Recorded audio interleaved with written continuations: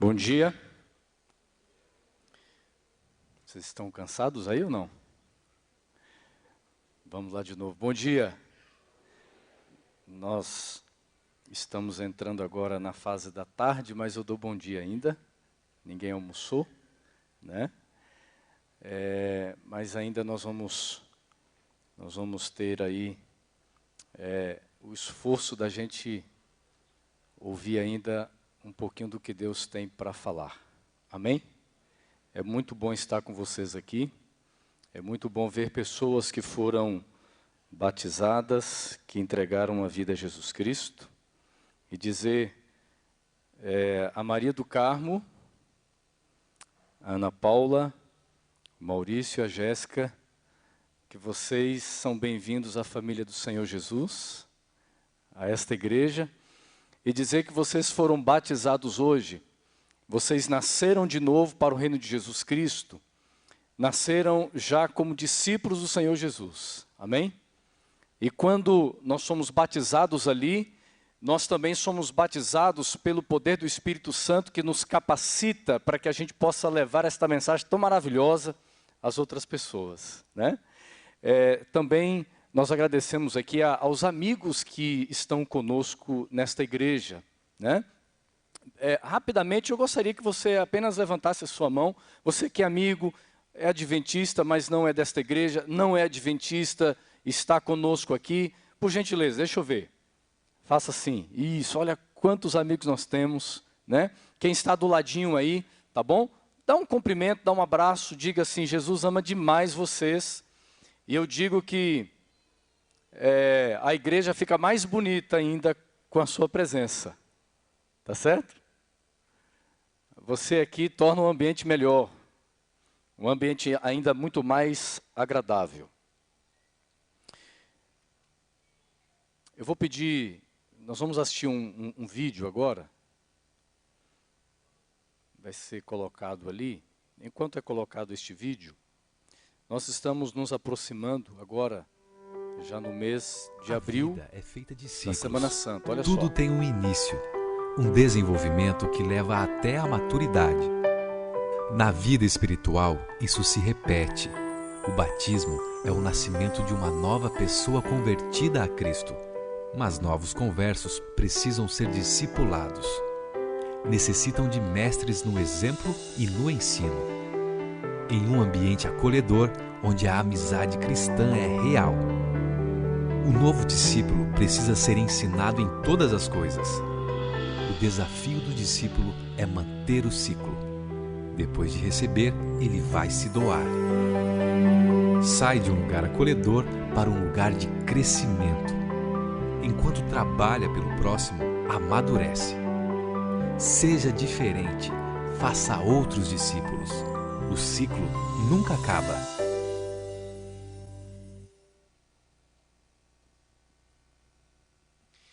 Ok, esse vídeo foi promovido pelo Ministério Pessoal. A importância de nós influenciarmos pessoas para Jesus, mas nós fazermos discípulos também para o reino dele. Não é verdade? E uma das maneiras de nós fazermos isso é a nossa vida diária, mas também está se aproximando. Agora no mês de abril teremos a belíssima e abençoada Semana Santa, que vai acontecer neste lugar, neste templo.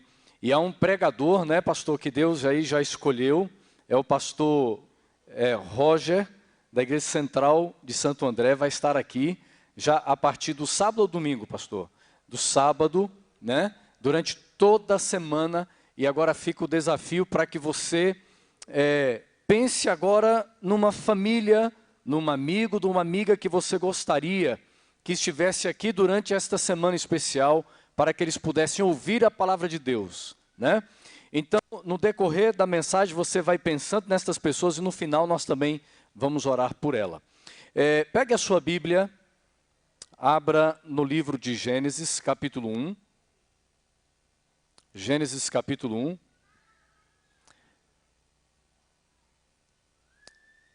Deixa aberto aí no livro de Gênesis, capítulo 1, sua Bíblia, aplicativo da Bíblia no celular. Se algum amigo nosso não tem Bíblia, por gentileza, alguém que esteja próximo, né? compartilhe com ele a Bíblia, ou com ela. Deixa a sua Bíblia aberta, eu quero que você olhe aqui para mim.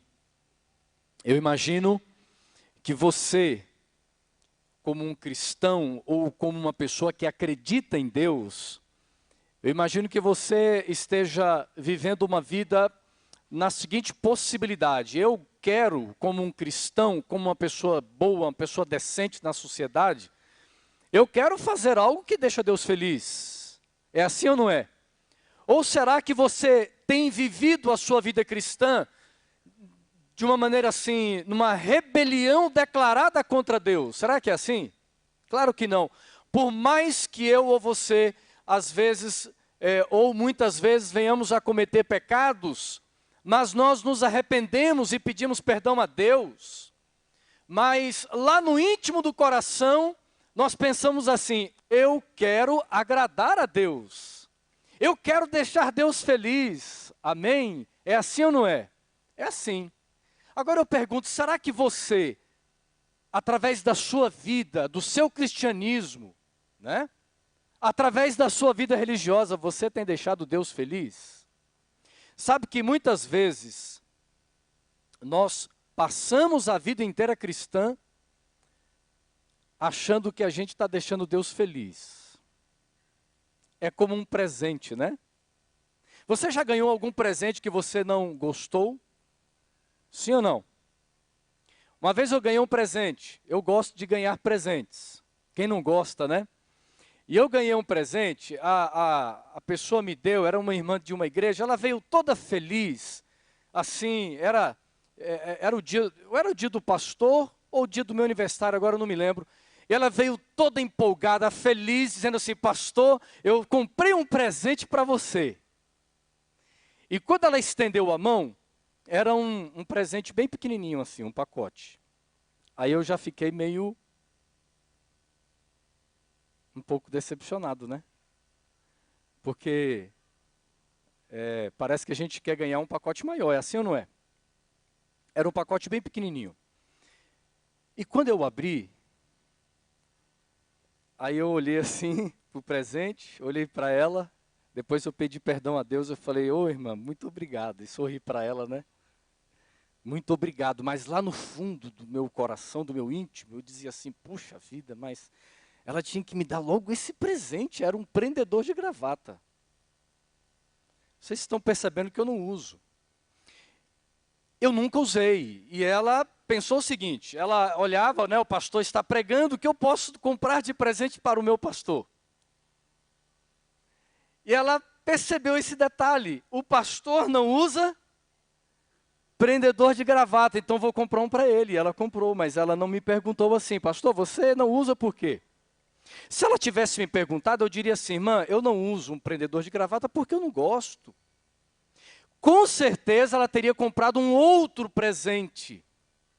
E sabe que às vezes nós fazemos assim com Deus. Imagina a seguinte situação: você está se preparando para a volta de Jesus e você quer encontrar com Ele.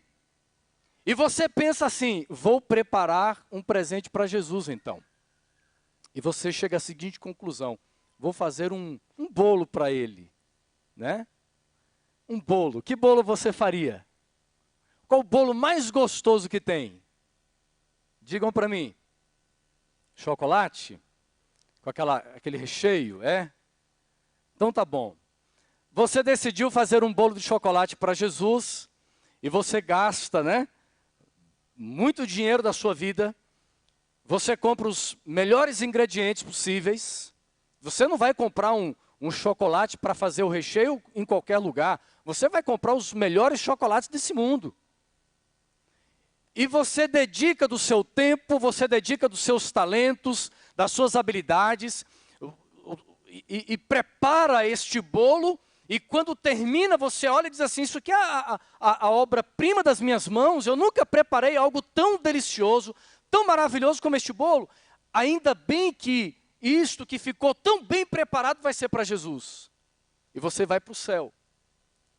E quando chega lá, é o momento de você falar com Jesus, e você se aproxima dele levando em suas mãos o quê?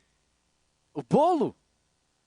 E quando você chega perto, você diz assim: Senhor, eu estou tão feliz de estar no céu, o Senhor morreu por mim, que dia maravilhoso, e eu não cheguei aqui de mãos vazias, eu trouxe para o Senhor um presente.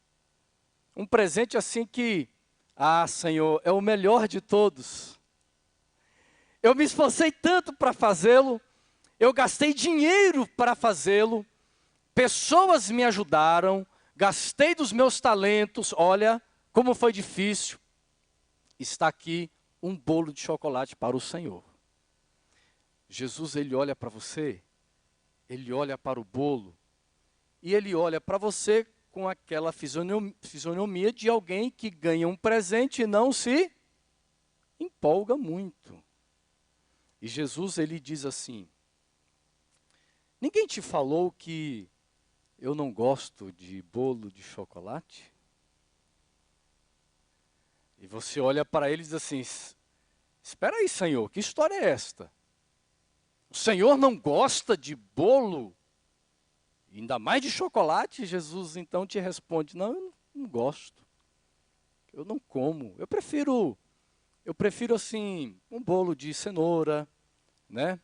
Um bolo de laranja, mas de chocolate eu não como, traz espinhas, né? E outras coisas mais, então eu não gosto. E você então olha para Jesus e diz: Senhor, é o seguinte, eu fiz com amor, eu fiz com carinho, com dedicação, a minha vida inteira na igreja, eu passei fazendo este bolo e o Senhor agora diz que não aceita, que não gosta. É o seguinte, o Senhor, olha, esse problema não é meu, o Senhor vai ter que comer. Será que quando alguém vai à sua casa e você faz um prato e esta pessoa não gosta, você faz assim com ela? Olha, você vai ter que comer? Aí Jesus olha para você e diz assim: você está vendo ali? Tem um anjo Gabriel, tem um Moisés, tem um Elias, eles gostam de bolo de chocolate. Pode levar para eles, eles vão comer tudo. E você diz assim: não, Senhor, mas eu não preparei para Moisés nem para Elias, eu fiz para o Senhor. E Jesus diz: meu filho, você nunca me perguntou se realmente o que você estava fazendo agradava o meu coração. Eu fico pensando que muitas vezes, dentro da nossa vida religiosa, dentro da igreja, nós podemos estar vivendo assim. Uma vida religiosa que me traz a sensação de que eu, através desta vida, daquilo que eu faço, daquilo que eu estou sendo, eu esteja agradando a Deus, eu esteja satisfazendo as expectativas que Deus ele tem em relação a mim. E o mais importante de tudo, é quando nós nos apresentamos diante do Senhor, é nós sermos pessoas tão sinceras a ponto de dizer: Senhor, eu quero viver uma vida cristã agradando somente ao Senhor em primeiro lugar. Então, como eu preciso viver? Eu quero conhecer o que vai no teu coração. Não é aquilo que eu acho, mas é conhecer o que vai no centro do coração de Deus. E você quer saber o que vai no centro do coração de Deus? Para ajudar a nós entendermos um pouco Gênesis capítulo 1, verso 28, olha o que diz. Diz assim a Bíblia: e Deus os abençoou e lhes disse: sede o quê? Sede, vamos lá, o que diz na sua Bíblia? Sede fecundos, o que mais? Multiplicai-vos. O contexto deste verso, ele é um contexto da criação. Deus, ele havia criado todas as coisas em cada dia. E agora nós estamos na sexta-feira, o último dia da criação, antes agora do sábado. O homem e a mulher já estavam criados, estavam feitos à imagem e à semelhança de Deus. E Deus agora coloca diante dele aquele belo homem e aquela bela mulher, os dois perfeitos. E Deus então fará agora o casamento, o primeiro casamento. E me chama a atenção o primeiro casamento, a mensagem de Deus para o primeiro casal. E eu fico com pena de Eva aqui nesse casamento. Porque, geralmente, eu quando vou fazer um sermão de casamento, é um sermão bem curtinho, eu gasto uns 10, no máximo 15 minutos. Uns 15 minutos. Eu já vi pastores pregarem 40 minutos num sermão de casamento, até 1 hora. E às vezes o noivo até dorme. Né? E o sermão de Deus durou minutos. E quando eu digo minutos, mais pouquíssimos, 1, 2 minutinhos. Não deu tempo dos fotógrafos tirarem muitas fotos de Eva. Ela toda linda ali, né? Pensando assim, Deus que vai fazer o casamento, vai demorar, vai tirar fotos, colocar nas redes sociais, muitas fotos para o meu álbum. Aí Deus ele chega e diz assim, olha, o sermão do casamento para vocês é esse aqui. Verso 28, é o sermão do casamento. Sede fecundos, multiplicai-vos, enchei a terra. Deus fez uma oração, e Eva olha assim, Senhor, acabou o casamento, é isso aí, é isso. É isso que nós entendemos para o nosso casamento, nós temos que multiplicar, nós temos que ter filhos. E Deus disse assim, esta é a mensagem. Já pensou, pastor Denis e pastor Chaguri, se vocês, no próximo casamento, o sermão foi isso aqui? Casal, olha, eu quero que vocês, Deus está dizendo que vocês devem ter muitos filhos, que Deus abençoe, amém. A moça, a noiva, ela acha que ela tira o sapato e fala, pastor, continua o sermão, senão eu vou ter que lançar na sua cabeça. Mas foi assim que Deus ele fez. E é interessante nós notarmos o seguinte, naquele momento da criação, o que estava no coração de Deus, a mensagem presente para o seu povo, era a seguinte, Adão, vocês estão no jardim tão belo, com tantas belezas, frutas, verduras e animais e tantas coisas. E é bem verdade que vocês cuidarão do jardim. É verdade também que vocês deverão escolher nomes para animais, peixes, aves e plantas e outras coisas. Mas eu quero que vocês entendam uma coisa. Acima de tudo isto que vocês estarão fazendo, há uma coisa que é a mais importante de todas. Estas, ou melhor, vocês não deverão perder o foco. É o que vai dentro do meu coração, eu quero filhos. O que vai no coração de Deus é gente. O que vai no coração de Deus são os filhos que Ele quer. E no início da história humana, Deus ele pediu para Adão e Eva filhos. É o primeiro começo de Deus. E é interessante que quando nós vamos lendo alguns capítulos da Bíblia, e a gente vai rapidamente aqui, eu vou procurar sintetizar a mensagem. Mas, por exemplo, no capítulo 4 e capítulo 5 de Gênesis, sabe que estes capítulos, eu quero ser um pouco sincero com vocês aqui. Eu não sou uma pessoa, assim, incrédula, mas alguns capítulos da Bíblia, que eles são um pouco chatos, né? São um pouco chatos aos nossos olhos. Por exemplo, olha o capítulo 4, ele vem falando dos descendentes de Caim. O capítulo 5 de Gênesis vem falando dos descendentes de Adão. Quantas vezes você já pulou estes capítulos aqui e não leu? Ou você já leu dizendo assim, o que me importa estes capítulos, Deus colocou aqui, não serve para nada. Mas você vai entender que serve, porque é a palavra de Deus. Olha o que diz capítulo 4, por exemplo. O capítulo 4 vem falando dos descendentes de Caim. A gente sabe que depois da criação, né, algum tempo posterior a isto, o pecado ele entra no mundo. E com a entrada do pecado, nós percebemos que surge agora duas gerações. Uma geração que decide servir a Deus e ser fiel a Ele, e uma geração que ela vai se afastando e esta geração ela passa a desobedecer a palavra do Senhor. O capítulo 5, por exemplo, quando fala dos descendentes de Adão, nós vamos encontrando o seguinte, olha só, o versículo 4, né? Depois que gerou Sete, viveu Adão 800 anos, teve filhos e filhas.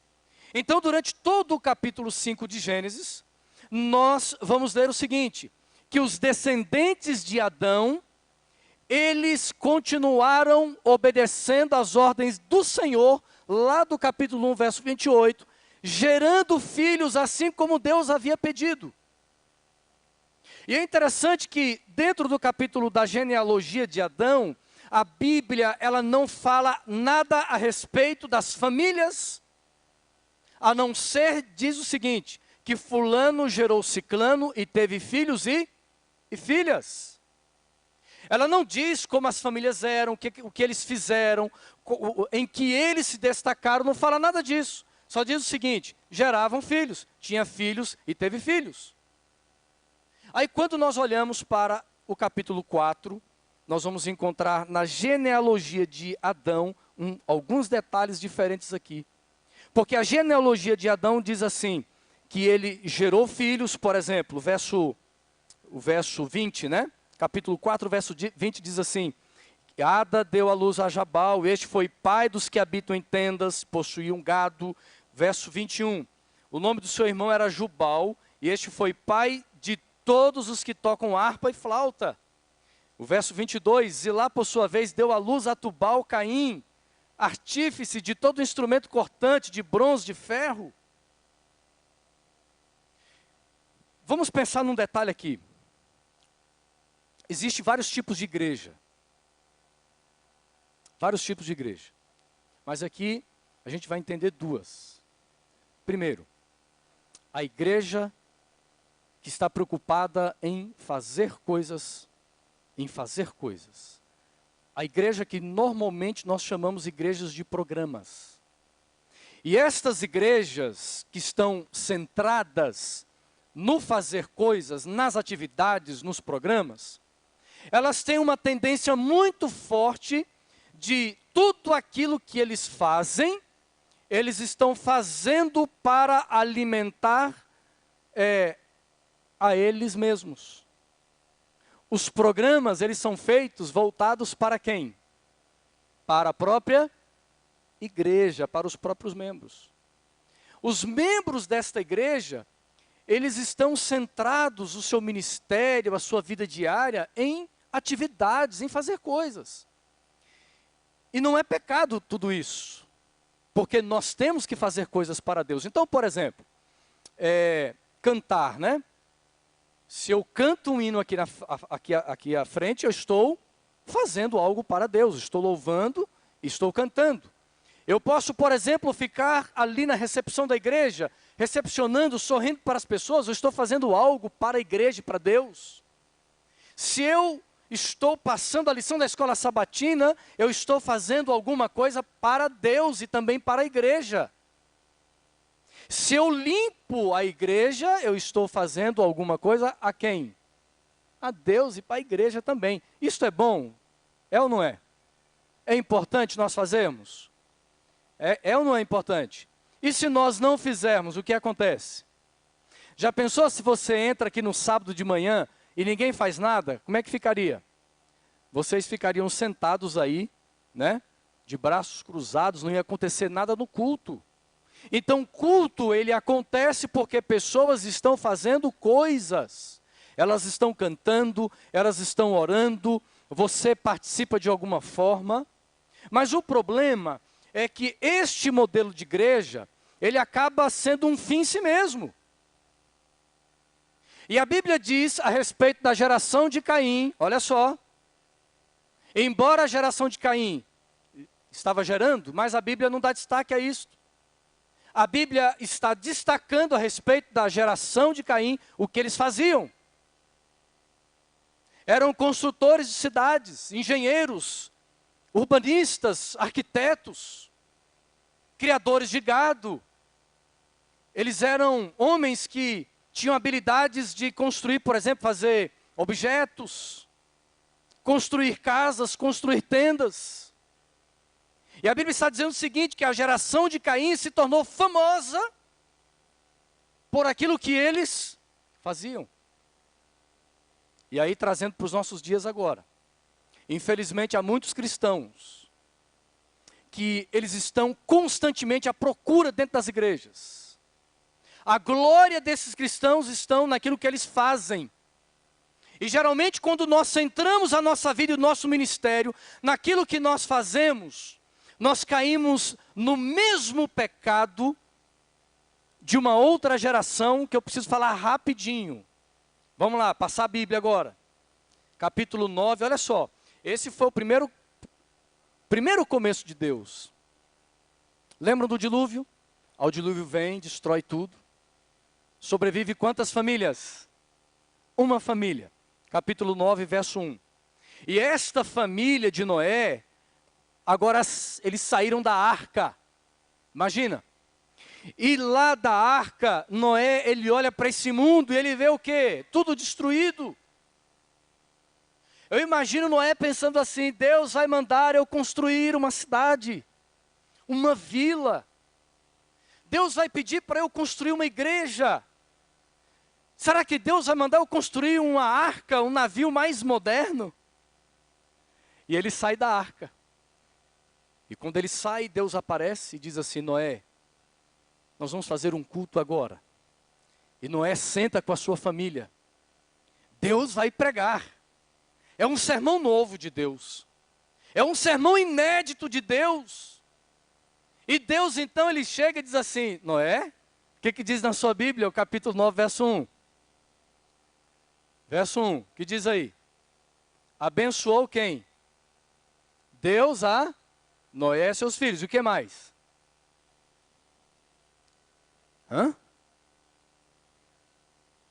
Olha lá. Frutificai, multiplicai-vos e enchei. Em outras palavras, Deus falou, Noé, vai fazer filho com a sua mulher. E vocês que são filhos de Noé, vocês vão dar muitos netos para ele. Noé achou estranho aquilo. Peraí, esse sermão foi o mesmo sermão que Deus falou para Adão e Eva. Ué, será que Deus perdeu a sua criatividade? Deus, com o dilúvio, não estava inspirado? Pregou o mesmo sermão? Sabe por que Deus pregou o mesmo sermão? Sabe por que Deus pediu a mesma coisa? Porque a Bíblia diz que Deus ele não muda. E Deus fala para Noé aquilo que estava guardado aonde? No seu? E diz assim, Noé, eu quero gente. Irmãos, a mensagem de Deus para a igreja hoje não é uma mensagem literal como a que estamos lendo, mas é uma mensagem espiritual do que estamos lendo. Porque quando Deus ele olha para você, cristão individual, Deus está dizendo assim, você quer fazer algo que me deixa feliz? Você diz assim, quero, Senhor. E Deus diz assim, então para de fazer bolo de chocolate. Não se esforce fazendo bolo de chocolate. Pergunta para mim qual o tipo de bolo eu gosto. Pergunta para mim que tipo de cristianismo eu quero que você viva. Pergunte para mim o que me deixa feliz. E você pergunta e Deus fala. Em Provérbios, Deus diz assim, filho meu, dá-me o quê? O teu coração. O que Deus ele quer é pessoas.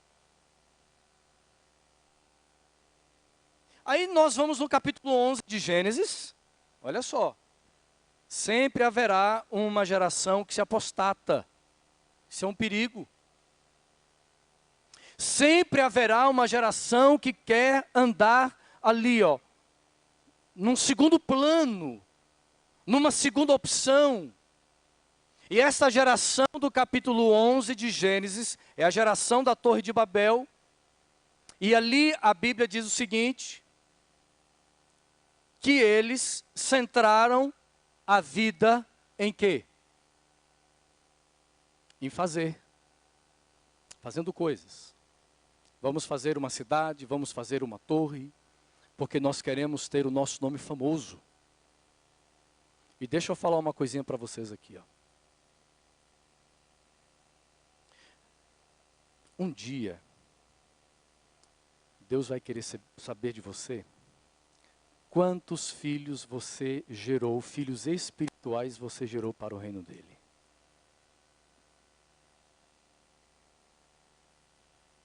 Tem gente que pensa assim, pastor, eu sou um cristão nota 1000, porque eu não perco nenhum culto na igreja. Eu estudo a lição todos os dias. E tudo isso é bom, viu, irmãos? Eu não estou dizendo que não deva fazer. Tem que fazer. Pastor, eu sou líder da igreja há 30 anos, nunca perdi uma comissão. Aí nós achamos o seguinte, que um dia Deus vai chegar diante de mim e dizer assim, Wanderson, chegou agora a hora do papo reto aqui, ó, a conversa é séria para ver se você merece o céu. Quantos sermões você pregou como pastor? Mais ou menos tantos sermões. Quantas pessoas você batizou? Esses dias eu fui fazer um cálculo, acho que eu batizei em torno aí de umas 1.500 pessoas. Pastor, batizei 1.500. Aí Deus vai dizer assim, você está na média, um pouquinho acima. Não, você pode entrar no céu. Quantas comissões você liderou? Quantas vezes você passou carta missionária na igreja? Quantos solos eu cantei? Quanto tempo eu cantei no coral da igreja? Quantos anos como diácono? Então entenda uma coisa, tudo que nós fazemos dentro da igreja é importante, é bom, é salutar, ajuda no bem-estar do corpo de Cristo que é a igreja. Mas tudo isso que nós fazemos diariamente na nossa vida cristã, ou nos programas aqui na igreja, não substitui aquilo que é o mais importante, que é a única pergunta e a principal que Deus vai fazer para mim e para você. Você está gerando filhos para Ele? Ele vai dizer assim, olha, a mensagem que eu estou te dando, você precisa ter filhos espirituais. Não é por acaso que Deus diz para Adão e Eva, e agora Deus diz para Noé. E o problema é que nós caímos na tentação de vivermos como a geração de Caim, a geração da Torre de Babel, preocupados em fazer as coisas para que as pessoas muitas vezes vejam. Há muita gente dentro das igrejas que estão mais preocupadas em fazer do que gerar filhos espirituais, do que salvar gente, do que ganhar pessoas para Jesus, porque a minha conclusão é a seguinte: quando nós fazemos muita coisa para a igreja, você sabe que as pessoas reconhecem? As pessoas reconhecem. Por exemplo, se você é um bom diretor jovem, você faz bons programas, ou um bom diretor de música, traz conjuntos e tal, as pessoas reconhecem. Não, fulano ele é capaz. Eu ilustrei esses dois, mas a gente podia falar qualquer um outro. O fulano é um bom pregador. Aí chega, pastor, você prega bem, irmão, você prega bem, irmão, olha, a sua música foi muito linda. E nós somos reconhecidos. Agora, quem gera almas, a maioria vive no anonimato. Quando muitas vezes aparece em que momento? Para estar do lado da pessoa que se batiza. Porque a tendência do ser humano é cair nesse pecado lá da Torre de Babel. Nós queremos fazer para que o nosso nome seja engrandecido. É a tentação de nós fazermos coisas para Deus, buscando o reconhecimento das pessoas, buscando o reconhecimento da igreja, porque nós somos assim, nós somos carnais. Nós queremos aplausos. Pastor, eu vou deixar o meu cargo porque ninguém me valoriza. Ninguém me elogia, eu trabalho tanto na igreja, ninguém nunca me deu parabéns. Porque nós somos assim, somos carnais. Agora, no mundo espiritual, os aplausos, irmãos, nós precisamos viver num cristianismo onde nós seremos aplaudidos, não pelos seres humanos, mas seremos aplaudidos no mundo espiritual, pelos anjos, pelo próprio Deus, por aquilo que vivemos e pelas almas que nós ganhamos para Jesus. E para a gente terminar, Gênesis 12, terceiro começo de Deus. E o terceiro começo de Deus, ele precisa ter um povo. E olha que interessante.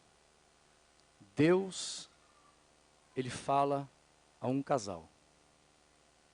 Que casal é este? Qual é este terceiro casal? Abraão e Sara. Eles eram tementes ao Senhor? Ouviram a palavra de Deus? Mas tem uma diferença deste casal para os dois anteriores. Qual era? Qual era a diferença? Eles não podiam gerar. Aí Deus chega para Abraão e Sara e diz assim: Abraão, até aqui os meus filhos têm me obedecido, eles têm gerado, eles têm trazido aquilo que eu mais amo, que são as pessoas. E agora nós vamos ampliar, porque nós vamos ter, eu quero ter o meu povo, muito distinto nessa terra. E vai começar com vocês dois. Abraão olha para Deus: espera aí, o Senhor está dizendo então que eu tenho que gerar? O Senhor está dizendo que eu preciso ganhar almas para o Senhor? Mas eu e minha esposa não podemos gerar. Senhor, eu tenho uma outra proposta para ti. Já que nós não podemos gerar, por que a gente não faz algumas coisas? Estão aí os pagãos fazendo templos tão grandes, bonitos. Por que o Senhor não pede para eu tenho tantos servos, eu sou um homem rico, eu faço um templo em dedicação ao Senhor? Ou quem sabe eu posso construir uma arca também. O que o senhor achou da ideia? Deus falou: rapaz, Abraão, você é um homem muito criativo. Gostei da ideia de uma outra arca, mas entenda que o papel da arca já ficou para trás. A arca, ela foi útil para a salvação naquele tempo. Hoje eu não preciso de uma arca. Então, Senhor, vamos a outra opção. Deixa eu construir um templo para o Deus verdadeiro. E Deus disse assim: Abraão, eu quero que você faça o que está no meu coração agora. É a minha mensagem para ti. Filhos. Um homem que não podia ter filhos. Uma mulher que não podia ter filhos. Eu fico imaginando que aqui dentro desta igreja há pessoas que estão se sentindo, espiritualmente falando, como Abraão e Sara, pensando assim: pastor, eu realmente nunca ganhei ninguém para Jesus porque eu sou como eles. Eu sou uma pessoa estéril. Eu não consigo pregar para ninguém. Eu não consigo trazer ninguém para Jesus. Pastor, eu não tenho dons, eu não tenho capacidade, eu não tenho habilidade, eu não nasci para isso. Eu acho que dentro da minha igreja aqui, a Central de São Caetano, pastor, Deus já escolheu um grupo. E este grupo são aqueles que vão trabalhar e aqueles que trabalham para mim. Eles já ganham as almas para mim. E eles fazem esse trabalho muito bem. Então, para mim, pastor, é tão bom eu vir aos cultos, sentar, assistir os sermões, participar das programações. Isso é muito legal, é muito conveniente. É tão bom ser adventista assim, pastor. é tão prazeroso. Mas quando nós vivemos uma vida guiados pelo Espírito, nós passamos a viver dentro do plano de Deus, mesmo que ele seja impossível aos nossos olhos. E quando Abraão ele sai da sua terra, da sua parentela, Deus ele muda o nome daquele homem. Deus diz assim: Abraão, você vai gerar, você vai ter filhos. E a prova disso, que você não se chamará mais Abraão, mas Abraão, pai de nações, pai de multidões. E onde ele chegava, as pessoas perguntavam: qual o seu nome? Eu me chamo Abraão. E os homens da cidade olhavam para ele e diziam assim: você se chama Abraão? Sim. Então aonde estão os teus filhos? E ele olhava e dizia assim: eu não tenho filhos. Quem sabe por algum tempo ele foi motivo de humilhação de pessoas. Como pode um homem ter um nome com significado tal, mas na vida prática ele não tem filhos? E quando você estuda a Bíblia, você percebe que a vida de Abraão, a partir dali, toda ela, ele viveu baseado no plano que Deus estabeleceu para a sua vida. Abraão, você vai ter filhos. E Deus fez daquele homem pai de nações. A mensagem de Deus hoje é: você quer agradar a Deus? Deus está dizendo que você precisa salvar gente do pecado. Deus está dizendo que você precisa ser usado por Ele para compartilhar o Evangelho, salvar pessoas, ser pai, ser mãe espiritual de alguém. E eu fico imaginando que é possível que você tenha algumas lutas quando você escuta, quem sabe, algum tipo de sermão assim.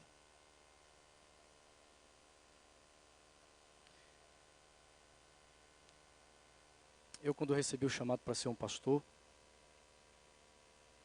eu não fui ser pastor porque as pessoas na minha igreja diziam assim: olha, você tem que ser pastor. Eu tinha um amigo que cantávamos juntos, os irmãos diziam: olha, você tem que ser pastor, rapaz, você prega bem, você fala, você canta, você tem que ser pastor. E de repente Deus me chama e eu disse para Deus: Senhor, mas eu não tenho nada assim, que diz que eu tenho que ser um pastor. Ninguém na igreja nunca me disse nada, nem o próprio pastor da igreja. E Deus falou assim: você tem que ouvir a minha voz. Eu estou falando para você ir fazer teologia, vai. E eu fui pela graça e a misericórdia do Senhor. Eu vou confessar para vocês que durante vários anos eu tentei fugir e desistir do plano de Deus para a minha vida. Eu lutava com Deus demais. E eu entendi, queridos, que quando Deus nos chama para um propósito, nós temos que viver nas mãos dEle, e o problema é de Deus. E a cada dia eu tenho orado: Senhor, me capacite e me use como o Senhor deseja, porque eu não tenho condições de mim mesmo. E você pode se sentir assim, mas Deus está dizendo: meu filho, você quer me agradar? Faça as coisas na igreja. Mas em primeiro lugar você tem que gerar. Seja um ancião na igreja, mas em primeiro lugar, vai salvar gente. Seja um diácono na igreja, tenha um cargo na igreja, mas o mais importante é o quê? Vai salvar gente. Você pode cantar, você pode fazer o que você quiser na igreja, mas Deus está dizendo assim: mas o principal são as pessoas que Deus quer que você traga. Eu queria orar agora, justamente por alguém que se sente como Abraão ou como Sara. Alguém que nunca conseguiu trazer ninguém para Jesus. Pastor, é difícil. Nunca consegui. Eu até já tentei, mas eu sou pessoa tímida demais. Eu não sei qual que é o teu problema. É timidez? É falta de tempo? É falta de envolvimento? Você não tem vontade? Eu não sei qual é. Mas se você é uma pessoa estéril, no sentido espiritual, nunca gerou um filho espiritual para Jesus, você precisa ter coragem agora para levantar, mas sinceridade no teu coração, porque nós vamos orar juntos aqui. Nós vamos orar juntos. Aonde está você? Eu vou pedir à irmã do piano ali que pode tocar uma música, irmã, enquanto o pessoal vem. Cadê você? Tem que ter coragem, né, pastor? Mas eu vou ter que levantar? É. Tenha medo.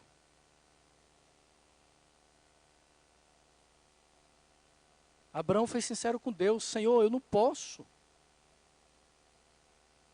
Mas Deus está aqui agora e Ele pode mudar a história da sua vida. Deus, Ele pode tocar os seus lábios agora. Pastor, o meu problema é a timidez. Deus vai tirar a sua timidez. Vem aqui. Pastor, meu problema é que eu sou uma pessoa que eu estou a vida inteira sentado no banco. E eu não quero me envolver, pastor. E tem uma coisa que me prende aqui. Em nome de Jesus, o que está te prendendo vai ser quebrado agora. Levanta aqui e vem. Porque Deus precisa quebrar. É o teu coração. Para que você tenha um coração convertido. E tenha um coração parecido com o coração de Deus. Amar as pessoas. E ser usado por Ele. Pastor. Eu não sei como Deus pode me usar. Você sabia que Deus te deu dons? Então vem aqui. Porque Deus, Ele vai abrir os teus olhos. E você vai ver a maneira maravilhosa como Deus vai te usar. Você pode vir, você pode ficar em pé. Mas é você crer no poder de Deus que vai se manifestar na sua vida. Pastor, a partir de hoje, eu gosto de cantar, pastor, então eu vou ganhar almas para Jesus cantando. Então vem. Pastor, eu toco, eu vou ganhar almas tocando. Vou ganhar pessoas para Jesus tocando. Abraçando, falando, ensinando. Visitando as pessoas nos seus lares, não importa como. Mas é a tua vida nas mãos do Senhor, amém? Você pode ficar em pé também, você que já tem sido usado pelo Senhor. Pastor, eu já estou gerando filhos para Ele, já estou ganhando gente para Jesus. Mas eu quero mais ainda. Eu acho pouco. Eu quero ter uma multidão, pastor, de filhos. Amém? E meu último convite agora. Meu último convite. Um dia Jesus Cristo morreu lá na cruz. E Jesus, Ele nos deu o grande exemplo de um ser que deseja a salvação de pessoas. E neste momento Deus, Cristo, Ele olha para cada uma aqui com desejo de salvar. Mesmo você que ainda não é adventista, mesmo você que não conhece a palavra de Deus, saiba que Deus, que Jesus, Ele tem um plano especial para a sua vida. Ele tem coisas grandiosas, maravilhosas a te oferecer. Mas hoje, uma coisa simples, uma decisão simples, você, que é nosso amigo, pode tomar. É dizer assim, Senhor, eu quero abrir meu coração para ter Jesus na minha vida. E eu quero te conhecer mais. Eu gostaria que você que trouxe um amigo não adventista à igreja hoje, fique junto do seu amigo agora. Fique do lado do seu amigo, vai lá. E abraça ele. Fique em pé com o seu amigo. Fique em pé com o seu amigo aí. Tá bom? Abraça o seu amigo. Diga para ele assim, olha, Jesus, Ele ama demais você. E compartilhe com seu amigo agora, em pouquíssimas palavras, como Deus está fazendo a diferença na sua vida. Fala para ele. E diga que vale a pena servir a Jesus. Diga aí. Pode falar.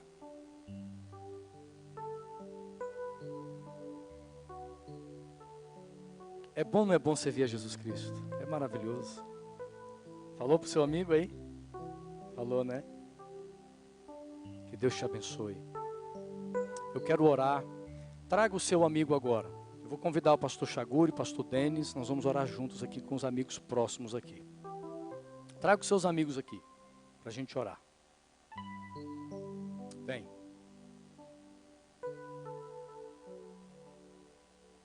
Isso, pode vir, tudo bem? A senhora saiba que Deus, em todos os momentos, Ele olha para você. E Ele conhece a sua vida. Tá bom? Eu não te conheço, mas Ele conhece. Deus sabe das suas lutas, dos seus sofrimentos, quem sabe, as angústias que passam em seu coração. Mas Ele é um Deus real, vivo, que está aqui para te ajudar. Amém? Aonde tem mais amigo? Vem cá pertinho. Isso, pode vir. E nós vamos orar. Tudo bem com vocês, né? Que Deus abençoe, viu? Um prazer, que Deus abençoe. Minha amiga, que Deus abençoe você. Você é muito especial para Jesus. Tá? Você também, que Deus te abençoe. Amém. Tem mais alguém? Algum amigo? Está aqui, minha amiga. Que Jesus te acompanhe sempre e Ele te ama demais, viu? Amém. Tudo bem, meu irmão? Que você possa abrir seu coração para Jesus. Amém? Amém. Nós vamos orar. Nós temos muitas outras pessoas aqui, né? Feche os olhos. Senhor nosso Deus. Senhor, nós estamos entendendo a essência do Evangelho. É nós vivemos uma vida, vivemos um ministério, que ele é centrado nas pessoas, na salvação delas, na restauração espiritual delas, física, emocional. Esse é o papel da igreja. É de nós constantemente termos o dom maravilhoso de gerar, no sentido espiritual, os filhos para o reino de Cristo Jesus.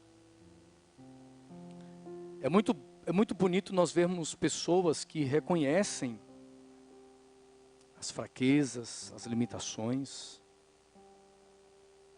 Pessoas que vieram aqui à frente dizendo: Senhor, até aqui eu tenho vivido uma vida religiosa, que de alguma forma tem tido um significado para cada um deles. Tem trazido experiências bonitas também para as suas vidas. Mas eles entenderam que o centro da vida cristã é a gente viver como Jesus viveu, para salvar as pessoas do pecado. Levar a libertação, levar a cura, levar a salvação, levar esse evangelho que transforma. Senhor, neste momento eu oro pela cura espiritual, a cura missionária de muita gente desta igreja.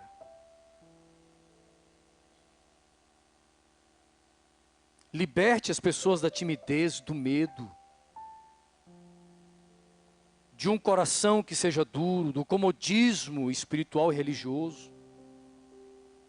Liberte, Senhor, neste momento, pessoas que, quem sabe, acham que não ouviram claramente o teu chamado para ser um missionário, mas que eles não venham escutar a minha voz, mas é a tua voz que penetra lá no íntimo e transforma,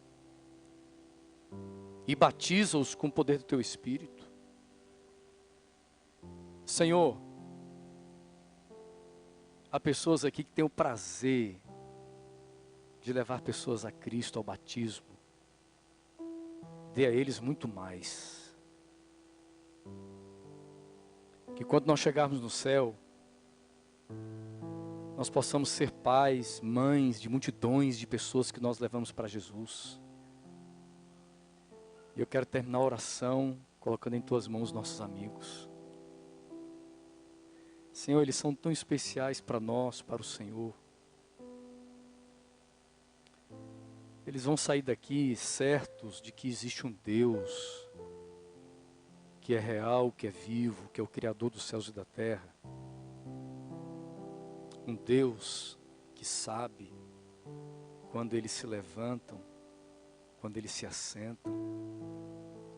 Um Deus que sabe quando eles deitam, quando acordam, quando dormem. Um Deus que conhece os pensamentos, um Deus que sabe de tudo. E eles precisam entender que eles não podem fugir do Senhor. Porque Tu és um Deus que está ao lado deles o tempo todo. Então eu oro para que eles possam entregar o coração a Jesus hoje. E receber o Senhor como Salvador pessoal. Como Deus de suas vidas. Conforte-os. Que o Senhor possa animar